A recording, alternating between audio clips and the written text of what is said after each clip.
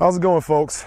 As an instructor and as someone who played a lot of sports, I look back at all those other sports that I played and sort of the first thing that I had to learn or get control of. And 9 times out of 10, it wasn't power or being aggressive at first, right? When I learned how to play basketball, talked about it before, we learned how to move the arm correctly.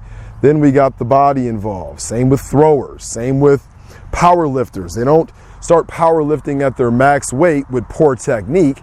They develop technique first.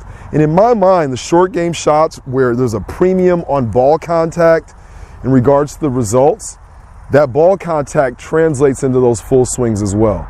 So we have to do our part to make sure that ball contact is the first thing that we learn to improve or be consistent with, and then we'll worry about distance, okay? So we're gonna talk a little bit about pitch shots today. The pitch shot to me is a lot like the full swing. There is a little bit of element of weight shift in some instances, and we're going to talk through it today. But as you guys remember, I'm going to put my club down for a second. We talked about the golf swing or the pitch shot as being something where we have to toss our ball. And when we toss that ball, we can see there's very little moving back when we pull the ball back, and then when we toss it, we're shifting our weight forward, okay? So that action to me is in the full swing and also the pitch shot. The other two motions are putting stroke, not a lot of weight shift there, need for it, or chip shot, where I try to lock that weight a little bit more on that front foot. Very little movement, maybe a little knee movement for some of you people that like to add that for your rhythm. But those ones, we do not have a lot of weight shift, okay? So we're gonna talk about the basics of pitch shots and some of the things that we see, all right? So first question I have is, for this shot here, it looks like we have about, maybe 40 to 55 yards between the two pins that we're going to look at. I got a camera up there to capture some of these shots, okay? And my first question to you is, what club should we use to hit pitch shots with? And a lot of you will tell me that you're going to use your lob wedge or your 60-degree wedge. That's okay, and it's okay to do that as long as we're making contact and making sure that that contact is happening on those lower 2 to 3 grooves and not anywhere higher, then it's okay, all right?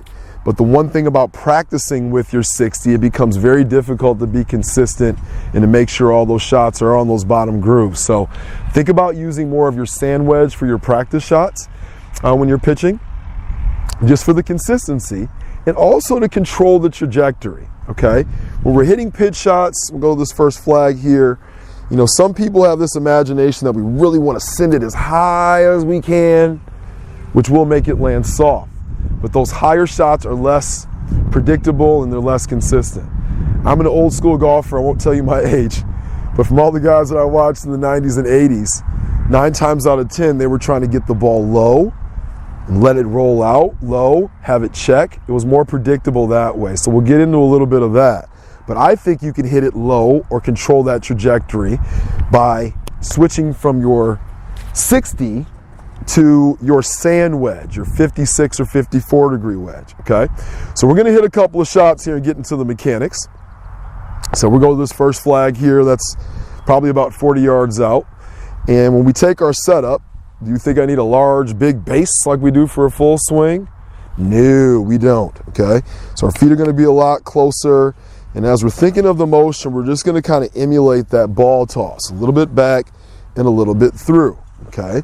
So as I take my setup,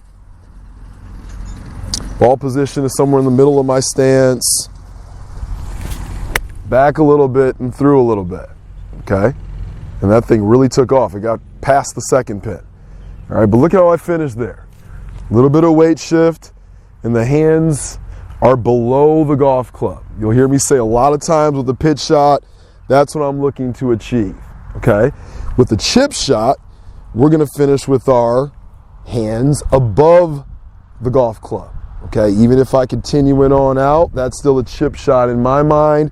If I start to use the wrist action and the weight shift, then I know I'm getting into more of a pitch.